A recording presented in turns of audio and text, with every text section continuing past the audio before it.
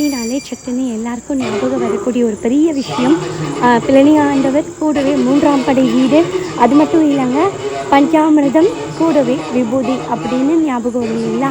அதில் சித்தநாதன் விபூதி இருக்காங்க இல்லைங்களா, அவங்கள விபூதி வியாபாரம் நீங்கள் பாருங்கள், விபூதி வியாபாரம் நீங்கள் பண்ணுங்கள் அப்படின்னு நம்மளுடைய ஸ்ரீ குமரகுரு சுவாமி சொன்னார் அப்படின்னு சொல்லி ஒரு குட்டி வரலாறு இருக்குங்க. அந்த வரலாறு கூடவே ஸ்ரீ குமரகுரு சுவாமி அவர்களுடைய ஜீவ சமாதி இருக்கக்கூடிய ஒரு இடம் எங்கேன்னு பார்த்துட்டிங்கன்னா கரெக்டாக பழனிமலை கிரிவீதியில் வீரதுர்க்கை அம்மன் கோயில் இருக்குது.